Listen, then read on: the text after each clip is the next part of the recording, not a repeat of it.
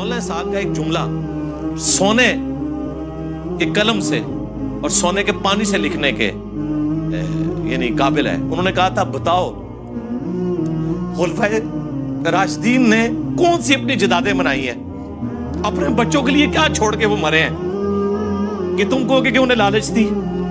पूरी जिंदगी चटाई पे हज़रत उमर सोते रहे मस्जिद के अंदर, अपने बच्चे को खलीफा नहीं नामजद किया। लोगों ने हालांकि मशवरे दिए, हज़रत अबू बकर ने अपने बच्चों को खलीफा नामजद नहीं किया।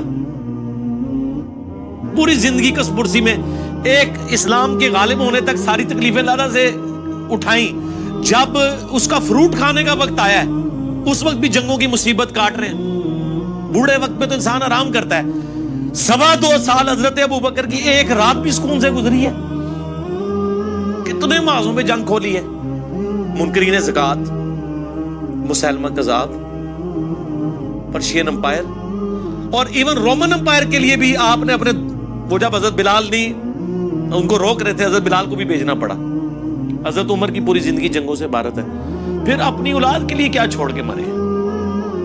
ज्यादा खलीफा बना जाते ना। जिन्होंने खलीफा बनाया बनु उमैया ने, वो नजर आ रहा है दुनिया के लिए सब कुछ किया। जिन्होंने अल्लाह के लिए किया, उन्होंने तो अपनी औलाद को कुछ नहीं दिया। औलाद तो उनकी इसी तरह ही रही है। मोहम्मद बिन अबी बकर को बनु उमैया ने कत्ल किया, अब्दुर्रहमान बिन अबी बकर को बनु उमैया ने कत्ल किया। वैसे तो कहते हैं जी हजरत अबू बकर की जो औलाद से है इमाम जाफर, ठीक है, तो ये बताओ ना, इमाम जाफर हजरत अबू बकर की उस औलाद से है कि जिस औलाद को बनु उमैया ने कत्ल करवाया है। मोहम्मद बिन अबी बकर अगली गल नहीं दसते, अद्धी गल दसते ने। उसको तो आप दुरुस्त ही नहीं समझते। यानी इससे मुराद मैं नासबियों को कह रहा हूं। और हमें दोस्त लगाते हैं जी जो आइम्मा थे अहले बैत के, वो तो हज़रत बकर की औलाद में। केड़ी औलाद? वो औलाद जिनकी परवरिश मौला अली ने की थी, मोहम्मद बिन बकर की, जो जंगे जमल में हजरत आयशा को समझाते थे।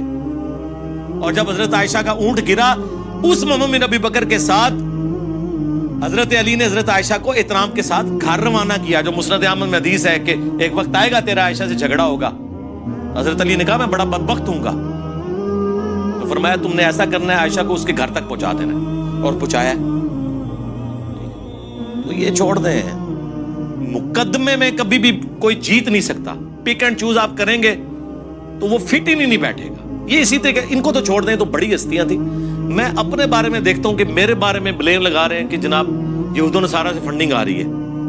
आप क्या समझते हैं ये जब बकवास कर रहे होते हैं तो इससे मेरे कोई इरादा मुतजलजल होता है? मेरे तो ईमान में और इजाफा होता है कि या अल्लाह मैं वाकई ठीक हूं, मुझे तो पता है मुझे फंडिंग नहीं आ रही, ठीक है, तो मैं तो और पक्का हो जाता हूं ना।